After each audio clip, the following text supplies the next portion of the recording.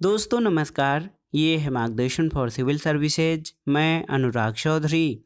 दोस्तों आज की वीडियो में आप पढ़ेंगे यूपी बोर्ड की 7वीं कक्षा की पुस्तक हमारा इतिहास और नागरिक जीवन का अध्याय 9 शेर शाह सूरी 1540 ईस्वी से 1545 ईस्वी।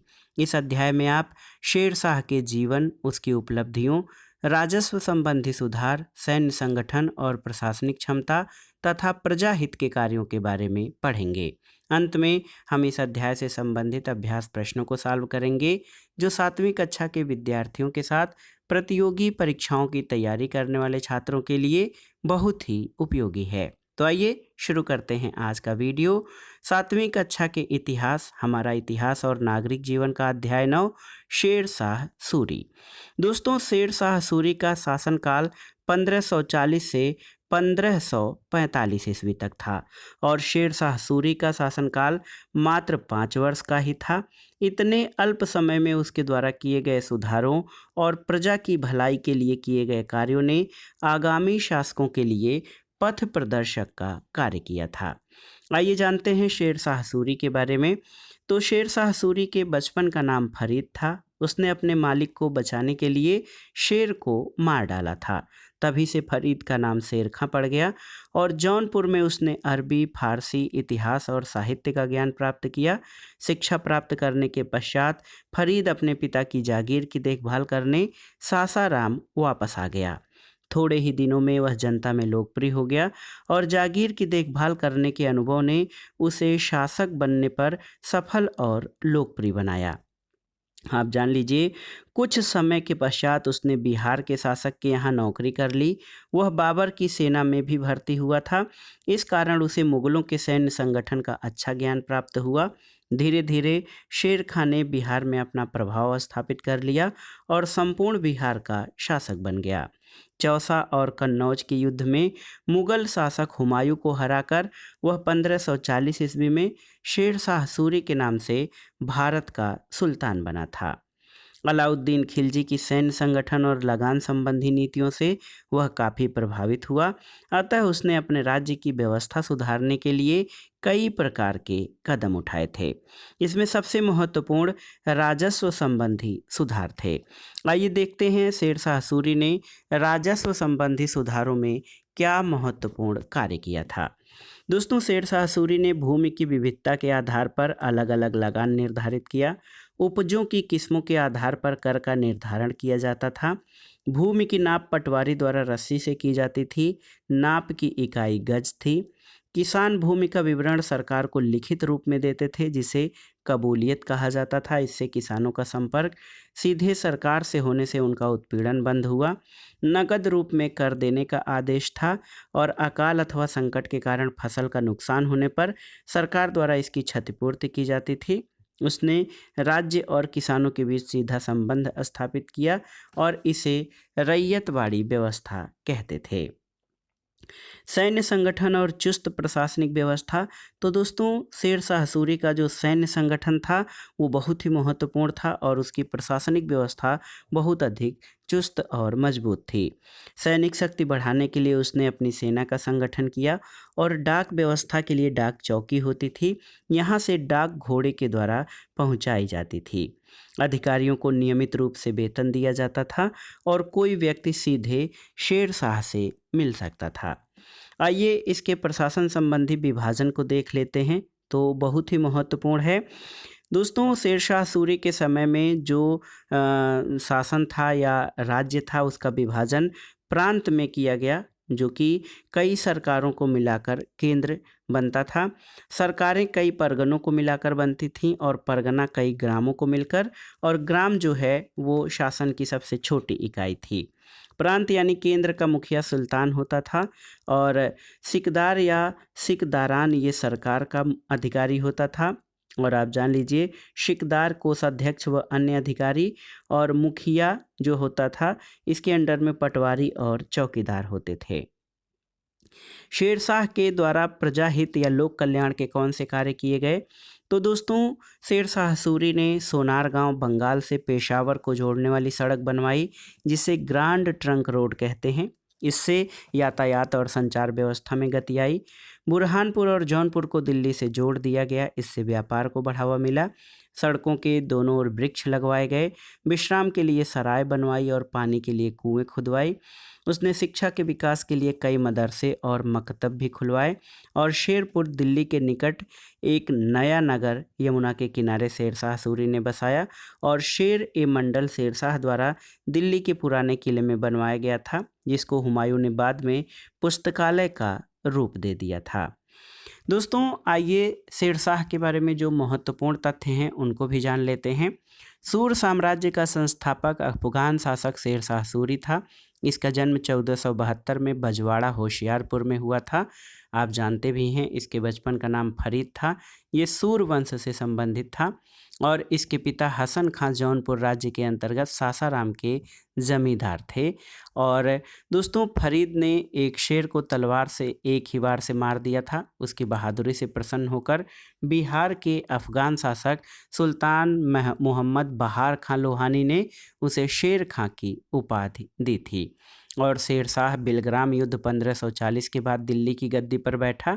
शेरशाह की मृत्यु कालिंजर के किले को जीतने के क्रम में 1545 में हो गई और मृत्यु के समय वह उक्का नाम का आग्नेयास्त्र चला रहा था। कालिंजर का शासक कीरत सिंह था।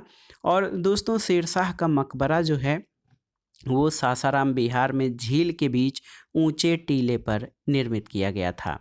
रोहतासगढ़ किला और किला ए कोहना दिल्ली नामक मस्जिदों का निर्माण शेरशाह के द्वारा किया गया। शेरशाह का उत्तराधिकारी उसका पुत्र इस्लाम शाह था।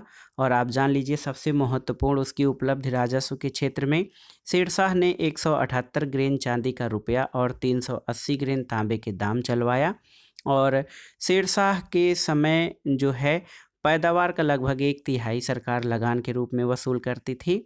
और दोस्तों देखिए कबूलियत और पट्टा प्रथा की शुरुआत शेरशाह ने की थी। शेरशाह ने 1541 में पाटलिपुत्र को पटना के नाम से पुनः स्थापित किया। इसने ग्रैंड ट्रंक रोड की मरम्मत करवाई। डाक व्यवस्था का प्रचलन उसने यानी शेरशाह ने व्यवस्थित ढंग से कराया। आइए जानते हैं सूरवंश का पतन क्यों हुआ। तो 1545 में कालिंजर के युद्ध में शेरशाह घायल हो गया और कुछ दिनों के बाद उसकी मृत्यु हो गई। शेरशाह की मृत्यु के बाद उसके उत्तराधिकारियों ने 10 वर्षों तक शासन किया, लेकिन ये उत्तराधिकारी इतने योग्य नहीं थे कि वे शेरशाह के द्वारा स्थापित साम्राज्य की देखभाल कर सकें। अंततः उनके हाथ से साम्राज्य निकल गया और उसके वंश का पतन हो गया। शेरशाह सूरी ने मात्र 5 वर्ष तक शासन किया था। यहाँ पर आप देख सकते हैं ये जो कलरफुल क्षेत्र है, यहाँ पर सिंध नदी से लेकर मध्य भारत का जो क्षेत्र है गंगा यमुना दोआब, ये पूरा क्षेत्र शेरशाह के नियंत्रण में था और यही उसका राज्य था यानी साम्राज्य था। दोस्तों यहाँ पर शेरशाह सूरी का मकबरा दर्शाया गया है। सासाराम में स्थित शेरशाह सूरी का मकबरा स्थापत्य कला का सुंदर नमूना है। यह उसने अपने जीवन काल में ही निर्मित कराया था। समय रेखा देखते हैं 1500 से 1650 ईस्वी में, तो 1540 से 1545 तक जो है शेरशाह सूरी ने शासन किया। 1540 से 1550 तक जो है शेरशाह के वंशजों ने भी शासन किया था। आप जान लीजिए यहाँ पर कि शेरशाह सूरी ने केवल 5 वर्ष तक यानी अत्यंत अल्पकाल तक ही शासन किया, लेकिन उसने एक ऐसा सुदृढ़ प्रशासनिक व्यवस्था और स्ट्रक्चर ढांचा तैयार किया जिसे बाद में मुगलों को मुगल साम्राज्य की व्यवस्था को सुचारू रूप से चलाने में लाभ मिला है। आइए इस अध्याय से संबंधित महत्वपूर्ण शब्दावलियों को देख लेते हैं। कबूलियत, तो किसानों द्वारा अपनी भूमि और उस पर देय लगान का विवरण सरकार को लिखित रूप में देना होता था। पट्टा, तो किसानों द्वारा प्राप्त उनके ज़मीन के विवरण के आधार पर उन्हें पट्टा दिया जाता था जिसमें लगान की दर लिखी होती थी। और सराय, यात्रियों, डाक कर्मियों और अधिकारियों के ठहरने और विश्राम के लिए जो स्थान था उसे सराय कहा जाता था। अध्याय के बाद आइए इससे संबंधित अभ्यास प्रश्नों को सॉल्व कर लेते हैं जो बहुत ही महत्वपूर्ण हैं। देखिए पहला प्रश्न है कि शेरशाह सूरी दिल्ली का शासक कैसे बना। तो शेरशाह ने 1540 में कन्नौज के युद्ध में हुमायूं को हराकर दिल्ली का शासन संभाला था। दूसरा प्रश्न है शेरशाह सूरी द्वारा किए गए राजस्व संबंधी सुधार कौन से हैं? तो उसने भूमि की विविधता के आधार पर अलग अलग लगान निर्धारित किया, फसलों की उपज के आधार पर कर निर्धारित किया, पटवारी द्वारा रस्सी से भूमि की नाप की व्यवस्था की, नाप की इकाई गज थी, उसके राज्य में नकद कर देने का आदेश था, संकट या अकाल के कारण फसल के नुकसान की क्षतिपूर्ति सरकार द्वारा की जाती थी, उसने किसानों और राज्यों के बीच सीधा संबंध स्थापित किया जिसे रैयतवाड़ी व्यवस्था कहा गया, और किसानों के द्वारा भूमि का विवरण सरकार को लिखित रूप में दिया जाता था जिसे कबूलियत कहते थे। अगला प्रश्न है दोस्तों, प्रजा की भलाई के लिए शेरशाह ने क्या किया? तो उसने पेशावर यानी पंजाब से सोनारगांव बंगाल तक जोड़ने वाली सड़क बनवाई जिसे जीटी रोड या ग्रांड ट्रंक रोड कहते हैं। उसने जौनपुर और बुरहानपुर को दिल्ली से जोड़ दिया, इससे व्यापार आसान हुआ। सड़क के दोनों ओर उसने वृक्ष लगवाए, छायादार और फलदार वृक्ष, जनता के विश्राम के लिए सराय बनवाई और पीने के लिए पानी पीने के लिए कुएं खुदवाए। उसने शिक्षा के प्रसार के लिए कई मकतब और मदरसे खुलवाए और दिल्ली के किले यानी पुराने किले का निर्माण शेरशाह ने करवाया। अगला प्रश्न है शेरशाह सूरी की प्रशासनिक व्यवस्था के बारे में आप क्या जानते हैं? तो शेरशाह की प्रशासनिक व्यवस्था काफ़ी चुस्त और व्यवस्थित थी। शेरशाह ने सैनिक शक्ति बढ़ाने के लिए अपनी सेना का संगठन किया। अधिकारियों को नियमित रूप से वेतन दिया जाता था। कोई भी व्यक्ति सीधा शेरशाह से मिल सकता था। उसने प्रशासन को चुस्त रखने के लिए 4 स्तरों में बांटा ताकि प्रशासन ठीक से अपना कार्य कर सके।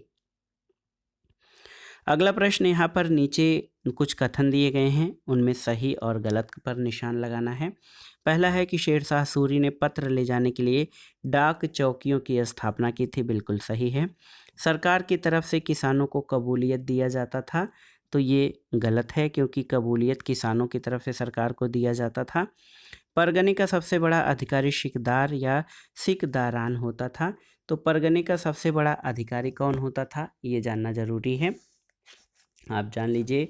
परगने का जो दोस्तों सबसे बड़ा अधिकारी होता था ये जो है सिकदार होता था। सिकदार या सिकदारान नहीं होता था बल्कि ये परगना अधिकारी होता था। तो आप जान लीजिए सिकदार या सिकदारान नहीं बल्कि सिकदार होता था परगने का सबसे बड़ा अधिकारी।